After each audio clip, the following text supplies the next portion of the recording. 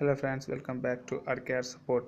आज का मेरा ये ट्यूटोरियल टेक नॉलेज पार्ट 2 है, जिसमें मैंने आपको पहले पार्ट में मैंने आपको बताया था ईमेल के बारे में और ईमेल के स्ट्रक्चर के बारे में। तो मैंने उस पार्ट में डिस्कस किया था कि व्हाट इज़ ईमेल और स्ट्रक्चर ऑफ ईमेल।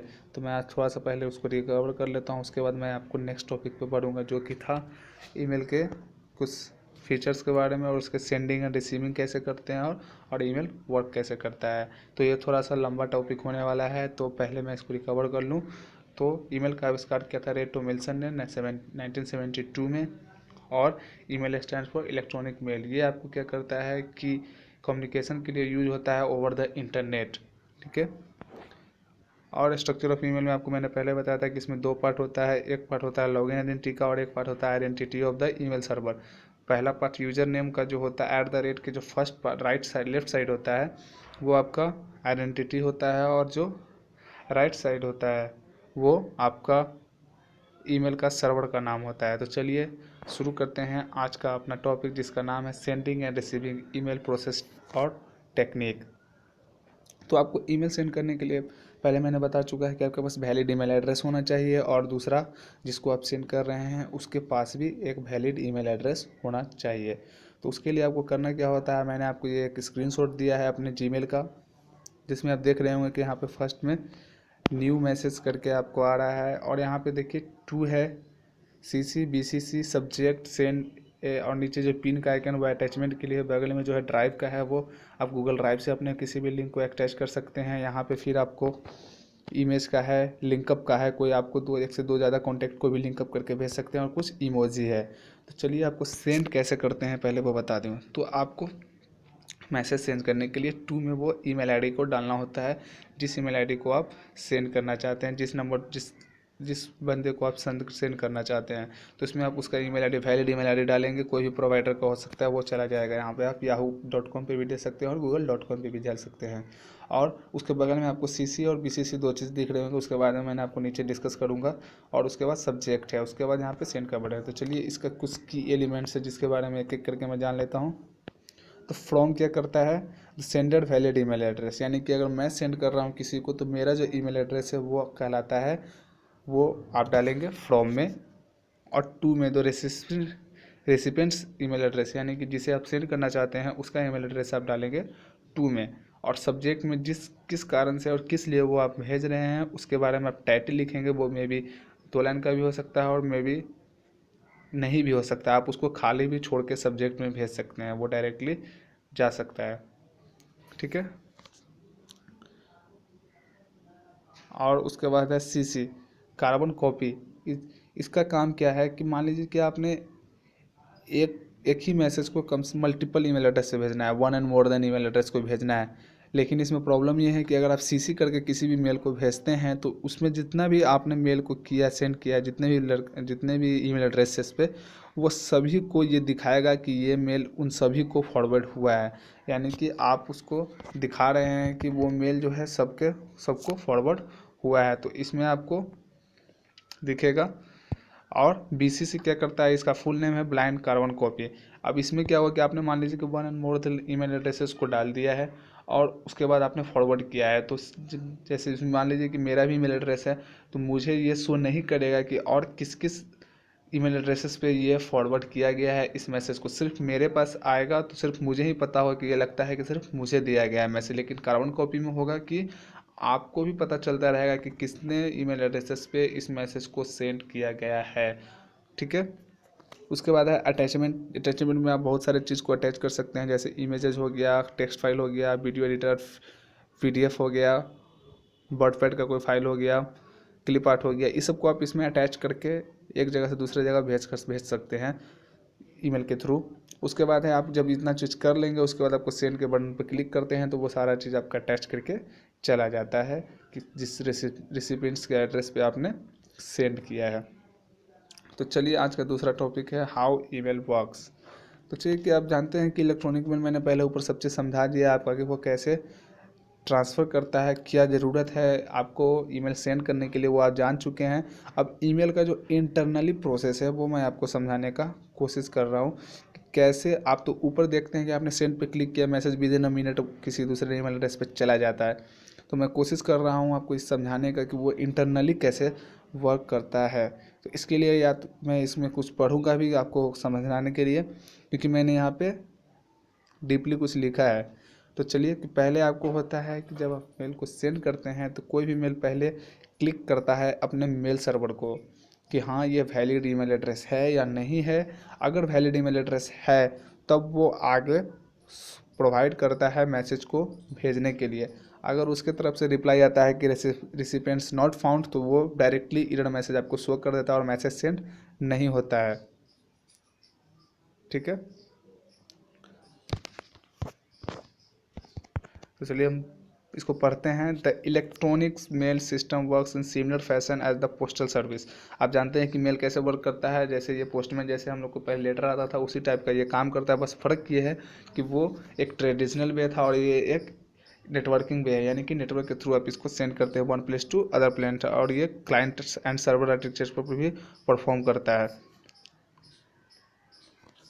चलिए मेल सर्वर के बारे में जानते हैं, जो कि एक टर्म है इसमें। मेल सर्वर, SMT, IMAP और पॉप, और पॉप का पार्ट POP3। चलिए शुरू करते हैं mail server. A mail server of email server is a server that handles and delivers email over network usually over the internet. वही है कि मेल सर्वर है, आपको अगर दो ईमेल एड्रेसेस मैच कर रहा है, दो एड्रेस सही है, तो ये क्या करेगा, ओवर द इंटरनेट आपके मैसेज को सेंड कर देगा। अब ये क्या करता है कि मेल सर्वर एक रिसीवर से किसी मैसेज को रिसीव करता है, उसको कोड करता है और उसके बाद उसको किसी अदर डेस्टिनेशन पे क्या करता है, डिलीवर कर देता है। तब पहले मैं इस फिगर के तो आपको समझाता हूँ कि फर्स्टली आप जो सेंडर है वो अपने सिस्टम से एक मैसेज को टाइप किया, एक ईमेल को टाइप किया, उसको सेंड करता है। तो SMTP यानी कि जिसका नाम है सिंपल मेल ट्रांसफर, उसके बारे में नीचे आपको डिस्कस करूँगा। SMT पहले उस मैसेज को मेल सर्वर पे सेंड करता है, मेल सर्वर उसको चेक करता है, चेक करने के बाद वो वापस SMT को भेजता है कि हाँ इट्स ओके। अगर ये ओके नहीं होगा तो ये वापस सेंटर के पास मैसेज डिलीवर कर देता है कि रिसिपेंट्स नॉट फाउंड। फिर SMT क्या करता है, इंटरनेट पे कनेक्ट करता है, और इंटरनेट पे कनेक्ट होने के बाद ये वापस किसके SMT पे आता है, रिसीवर के SMT पे आता है। फिर मेल सर्वर उसको स्टोर करता है, स्टोर करने के बाद उसको डिकोड करता है। तो डिकोड करने में या तो वो पॉप का इस्तेमाल करेगा या IMAP का इस्तेमाल करेगा। ये दो प्रोटोकॉल का वो यूज करता है। रिसीवर सेंड करने के लिए हम SMTP का यूज करते हैं और रिसीव करने के लिए हम पॉप और IMAP का यूज करते हैं ईमेल एड्रेस में। तो when user click the send button, अब इसके बारे में मैंने डिस्कस लिखा है नीचे। When user click the send button in email program, the program will connect to the server to the internet that is called SMTP, and it is also protocol that is used when emails are delivered from client to server and from server to other servers। ये सिर्फ send करने के लिए use होता है SMTP का। when receiver download emails to his email program will connect to a server on the net, this is known as POP, post office protocol, और IMAP, internet message access protocol. ठीक है, आप समझ रहे हैं कि ये कम्युनिकेशन के लिए यूज होता है। तो सेंड करने के लिए हम SMTP का यूज करते हैं और रिसीव करने के लिए हम POP3 या IMAP का यूज करते हैं। अभी जनरली जो हम यूज कर रहे हैं वो IMAP है, मैं उसके बारे में नीचे आपको फुल्ली डिस्कस करने वाला हूँ। तो चलिए SMT के बारे में आपको बता दें। SMTP का फुल फॉर्म होता है सिंपल मेल ट्रांसफ़र प्रोटोकॉल। ये क्या करता है, जो पहले ऊपर बताया कि सेंड करने के लिए जो होता है, और ये TCP/IP का प्रोटोकॉल है। और ये क्या करता है कि पहले मैसेज को स्टोर करता है, उसके बाद फॉरवर्ड करता है, ठीक है, अक्रॉस द नेटवर्क। और इट वर्क क्लोजली विथ, ये भी एक और पहले से प्रोटोकॉल है, प्रोटोकॉल नहीं बोल सकते, एजेंट का काम करता है, जिसको हम मेल ट्रांसफर एजेंट बोलते हैं, जो वन प्लेस से दूसरे प्लेस पे आपके मैसेज को फॉरवर्ड करता है। और जो राइट कंप्यूटर होता है उसी पे ये मैसेज को फॉरवर्ड करता है। अगर गलत एड्रेस है तो ये डिसक्लीन कर देगा उस प्रोसेस को। चलिए SMT को पहली बार डेवलप, इसकी हिस्ट्री के बारे में कुछ जान ले। तो SMT को फर्स्टली डेवलप किया गया था 1982 में, किसके द्वारा, RFC 8021, ये कंपनी का ऑर्गेनाइजेशन का नाम है। इट वाज अपडेटेड, ये 2008 में लास्टली अपडेट हुआ है। और इसका जो लेटेस्ट वर्जन था, या वर्जन है भी अभी बोल सकते हैं, RFC 5321। और ये डेवलप किया गया था SMTP INC यानी कि इनकॉर्पोरेशन के द्वारा। और ये जो है क्लाउड सर्वर प्रोवाइडर के टाइप का काम करता है, जो कि इंक्रीजिंग चैलेंजिंग टास्क, जो बहुत सारे ईमेल एड्रेसेस को अभी मैनेज करने के लिए किया गया है।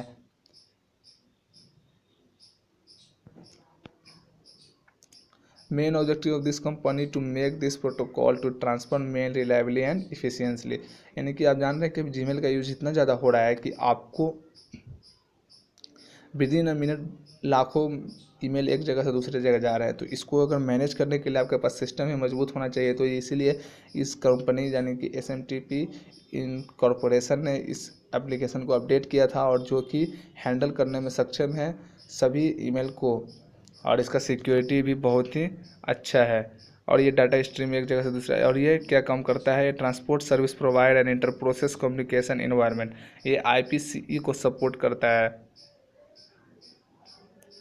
IPC क्या है, तो IPC जो है एक ऐसा नेटवर्क है जो कि वन नेटवर्क पे रहते हुए सेवरल नेटवर्क और उसके सब नेटवर्क को भी कनेक्ट करने का क्षमता रखता है अपने अंदर। यानी कि अगर आपने एक नेटवर्क को कनेक्ट किया, उसके अंदर कोई सब नेटवर्क है, तो वो उस सब नेटवर्क को भी मैसेज सेंड कर सकता है। इतना पावरफुल है ये IPC। ठीक है, ये फिगर आप देख सकते हैं। ये यूज़र है, यूज़र का फाइल सिस्टम है। यूज़र ने सेंड किया SMTP को, सेंडर SMTP से फिर ये प्रोसेस हुआ। जो ऊपर का आपने प्रोसेस ये देखा था, उसी का ये जो आपने सेंडर और रिसीवर का जो मेल सर्वर का जो आपने देखा था, उसी का ये शॉर्ट फॉर्मेट में मैंने बनाया है, और कैसे वो रिसीव करता है। ठीक है, अब चलिए कि SMTP वर्क कैसे करता है, जो मैंने ऊपर बताया था। At the result of a user mail request, यानी कि जब यूज़र मेल रिक्वेस्ट करता है तो sender SMTP establish two way transmission channel to a receiver SMTP। यानी कि जब सेंडर सेंड करता है तो ठीक है, ये टू वे का एक कम्युनिकेशन एस्टेब्लिश करता है रिसीवर के बीच में। पहला, द रिसीवर में भी आइदर द अल्टीमेट डेस्टिनेशन और इंटरमीडिएट, यानी कि या तो ये अल्टीमेट यानी कि दूर हो सकता है, या आपके ही किसी नेटवर्क में अटैच हो सकता है आपका जो रिसीवर यानी कि रिसिपेंट्स है, जिसको आप सेंड कर रहे हैं। ठीक है, SMTP commands are generated by the sender SMTP। जैसे ही आप मैसेज को इंटर करके सेंड करते हैं, SMTP के द्वारा एक सेंडर SMTP जनरेट करता है एक कोड को, जो कि रिसीवर SMTP के पास जाता है। अगर रिसीवर SMTP ने उसका रिप्लाई यस में किया तो ये कमांड सक्सेस होता है और कनेक्शन एस्टेब्लिश होता है। अगर उसने नो में आंसर किया है, ये एल्गोरिदम है कोडिंग का जो कि इंटरनली वर्क करता है। वो आपको कोडिंग में नहीं समझा रहा हूँ, इसका वर्क समझा रहा हूँ। अगर उसने ओके किया है तो ये आपको ट्रांसफ़र करने का ऑप्शन दे देगा, अगर नहीं किया है तो आपको ट्रांसफ़र करने का ऑप्शन नहीं मिलेगा। ठीक है,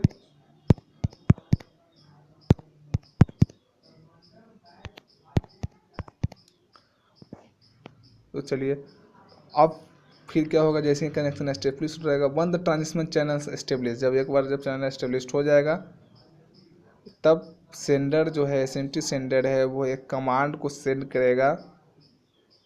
ठीक है, फिर से ओके हो जाने के बाद, if the SMTP receiver can accept mail is respond with an okay reply, then the sender SMTP then send a RCPT command, जिसको बोलते हैं recipients command, identifying to recipient of the mail. जब code को वो generate करके code को accept कर लेगा, तो फिर से सेंडर SMTP क्या करता है कि एक कोड को जनरेट करता है दोबारा, और उसको सेंड करता है रिसीवर को। अगर उसने माना कि हाँ मैं ही वो रेसिपिएंट्स हूँ, मुझे ही वो चाहिए मेल, तो वो इंटरनली एक मैसेज ओके का सेंड करता है, जिसको हम RCPT कमांड के नाम से जानते हैं। When you send a message out, it is turned into a string of text that separated by the code words or number that identify the purpose of each section। और SMTP जो है handle नहीं कर पाता है fonts को, graphics को और अटैचमेंट को। वो सिर्फ चेक करता है उसमें रखे हुए स्ट्रिंग को, कोड वर्ड को और नंबर को, इसको डिकोड करता है और सेंड करने का कोशिश करता है। लेकिन आप जो अटैचमेंट लगाते हैं वो इसको एज यूजुअल फॉरवर्ड कर देता है। उसमें वो कुछ कोडिंग नहीं करता है, वो अटैच करके आपके जहाँ पे फाइल रखा हुआ है वहाँ से डायरेक्ट उसको लोकेट कर देता है। तो आप इसको समझ सकते हैं क्या है SMTP, simple mail transfer protocol. चलिए अब आता है IMAP। तो IMAP को हम कहते हैं इंटरनेट मैसेज एक्सेस प्रोटोकॉल। आप इसके नाम से ही समझ सकते हैं कि इंटरनेट जब मैसेज एक्सेस करने के लिए बोला जा रहा है तो ये रिसीवर के एंड से ही वर्क करेगा। तो ये आप पहले इसका फुल फॉर्म समझ चुके हैं। और ये जो है स्टैंडर्ड ईमेल प्रोटोकॉल है, जो कि मेल सर्वर के द्वारा यूज किया जाता है। और इसका मेनली वर्क क्या है IMAP का, तो IMAP used for accessing email on a remote web server from a local client, और IMAP allows user to access email message where they are. ये आपको रिमोटली अपने जीमेल को रखे हुए इनबॉक्स पे रखे हुए मैसेज को एक्सेस करने का पावर देता है। यानी कि आप जानते हैं कि आप अपने एक ईमेल आईडी को मल्टीपल जगह से ओपन करके मल्टीपल जगह से उस मैसेज को देख सकते हैं, पढ़ सकते हैं। क्योंकि रीज़न ये है क्योंकि आप जो मैसेज को देखते हैं वो डाउनलोडेड नहीं होता है, ठीक है। आपका मैसेज डाउनलोडेड नहीं होता है, आप सिर्फ उसको रीड करते हैं मेल सर्वर पे, क्योंकि ये मैसेज मेल सर्वर पर। चलिए मैं आपको लाइन बाय लाइन पढ़ाता हूँ। Email messages are stored on server, यानी कि ईमेल का जो भी मैसेज है वो सर्वर पर स्टोर होता है। Whenever we check our inbox our email client contacts the server to connect us with our message. जैसे ही हम इनबॉक्स पे क्लिक करते हैं हमारे सारे मैसेज को वो क्या करता है कि आपको कनेक्ट करता है मेल सर्वर से, और वहाँ से कोशिश करता है उसको फेच करने की। जैसे ही वो फेच होता है आपको वहाँ पे दिख जाता है, आप उसको रीड करते हैं,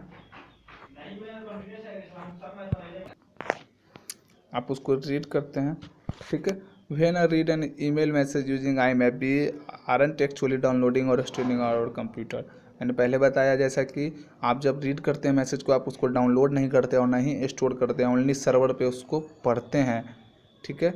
और वहीं सर्वर पे ये मैसेज सेव हो जाता है। जैसे आप बैक करते हैं वो आपका मैसेज फिर से वहीं पर स्टोर हो जाता है। As a result it is possible to check your email from several different differences without missing anything. और आप कितना बार भी उसको खोलें, जब तक कि आप उसको फुल्ली डिलीट नहीं करते हैं वो आपका ख़त्म नहीं होता है मैसेज सर्वर से। हाँ, सर्वर पे डिलीट करने के बाद भी एक प्रोसेस है। अगर आपने इनबॉक्स से डिलीट किया है तो वो आपको ट्रैश फाइल में जाकर सेव होता है। आपको जब तक ट्रैश फाइल को क्लीन नहीं करते हैं तब तक ईमेल एड्रेस से आपका ईमेल मैसेज ख़त्म नहीं होता है। यानी कि सर्वर आपको एक चांस और देता है कि आपने बाय डिफ़ॉल्ट बाय मिस्टेक अगर गलती से इनबॉक्स का मैसेज को डिलीट कर दिया है तो आप अपने ट्रैश फाइल से उसको बैकअप ले सकते हैं, ठीक है। अब एग्जांपल से मैं आपको समझाने की कोशिश कर रहा हूँ एक चीज़। मान लीजिए कि सबसे बड़ा एग्जांपल आपके पास है IMAP का, अगर बोल सकते हैं, जो अभी यूज कर रहे हैं हम लोग। तो थंडरबर्ड हो गया, यूटोरा होगा, जीनोमेल हो गया और आउटलुक हो गया। चलिए आउटलुक के बारे में आपको कुछ समझा दूँ। When you sign in to an email client like Microsoft Outlook, जब आप माइक्रोसॉफ्ट आउटलुक पे साइनिंग होते हैं तो ये ईमेल सर्वर से आपका जो यूजिंग IMAP को यूज करके ये कांटेक्ट करने की कोशिश करता है, और उसके बाद ईमेल मैसेज, सारे ईमेल मैसेजेस को आपको ये डिस्प्ले कर देता है आपके कंप्यूटर सिस्टम पे। अगर आपने मैसेज को रीड किया है और इसको डाउनलोड करना चाहते हैं तो जैसे ही आप इस पर रीड पे क्लिक करेंगे ये क्विकली क्या करता है, उस चीज़ को डाउनलोड कर लेता है और आपके सिस्टम में रख देता है। आप आसानी से कभी भी आउटलुक विदाउट नेट के आउटलुक पे आप अपने ईमेल एड्रेस, ईमेल आईडी को, ईमेल के मैसेजेस को पढ़ सकते हैं। ये आउटलुक का अपना एक फीचर है जो कि माइक्रोसॉफ्ट ने निकाला था। ये बड़ा ही यूजफुल है। इसी को हम लोग ऑफलाइन रीडर के नाम से जानते हैं। मैंने पहले बताया है आपको, पहले टेक नॉलेज के एपिसोड फर्स्ट में, कि क्या है ऑफलाइन रीडर, ठीक है। अब आता है पॉप क्या है। तो आपको मैंने पहले बताया था कि IMAP और पॉप दोनों एक दूसरे का ही सेम वर्सन है, लेकिन अभी हम लोग ज़्यादातर IMAP यूज कर रहे हैं और पॉप भी उसी काम के लिए यूज किया जा सकता है। ये भी remotely pop work same thing work part done by IMAP। जो IMAP के द्वारा किया जा सकता है वही आपका पॉप के द्वारा किया जा सकता है, लेकिन IMAP जो है एक्सटेंशन वर्सन है, एडवांस वर्सन है पॉप का, ठीक है। और लगभग पॉप 3 और IMAP वर्क सेम करते हैं। ज़्यादा सिक्योर अभी माना गया है IMAP को, इसीलिए हम लोग इसको ज़्यादा यूज कर रहे हैं। पॉप 3 को हम लोग कम यूज कर रहे हैं। और द पॉप है जो कि वो एप्लीकेशन लेयर का सॉफ्टवेयर इंटरनेट प्रोटोकॉल है, प्रोटोकॉल है एप्लीकेशन लेयर का, और ये कनेक्शन करता है TCP/IP मॉडल के through he. Pop developed in 1984। पहला पार्ट जो आया था पॉप का यानी पोस्ट ऑफिस प्रोटोकॉल वो 1984 में आया था, एंड IMAP जो आया था वो 1986 में आया था। ये एक्सटेंशन वर्सन है, एडवांस वर्सन है पॉप का। और पॉप स्टैंडर्ड वर्सन इस पॉप 3, यानी कि पॉप का सबसे एक्सटेंशन वर्सन यानी एडवांस वर्सन को हम लोग पॉप 3 के नाम से जानते हैं। इसका फुल नेम होता है पोस्ट ऑफिस प्रोटोकॉल 3। और ईमेल अकाउंट जो अभी भी हम लोग बना रहे हैं, कोई भी ईमेल आईडी जो है वो आपका कंफर्टेबल है या कॉम्पिटेबल है काम करने के लिए बोथ IMAP और पॉप 3 दोनों पे, पॉप पे नहीं, पॉप 3 और IMAP पे। तो मुझे लगता है कि आपने आज ईमेल के बारे में सब कुछ जान लिया होगा। अगर तब भी आपको कुछ प्रॉब्लम है या कुछ और जानना चाहते हैं तो आप मुझे कमेंट कर सकते हैं और आप बता सकते हैं कि आपको ये टेक नॉलेज का एपिसोड कैसा लग रहा है। और आप ज़्यादा से ज़्यादा मेरे चैनल को सब्सक्राइब करें और अपने फ्रेंड के साथ इसको शेयर करें ताकि वो भी जान सकें कंप्यूटर से के रिलेटेड कुछ नॉलेजेस को और अपने नॉलेज को ग्रो कर सकें। क्योंकि हम लोग जो डेली लाइफ में यूज कर रहे हैं, यूज़ तो करते हैं लेकिन उसके बारे में हम लोग जानते नहीं है। तो have a nice day, thanks friend, bye bye. मेरे चैनल को सब्सक्राइब करना ना भूलें। मिलते हैं आपको अगले नेक्स्ट टेक नॉलेज के एपिसोड में। तब तक के लिए बाय बाय।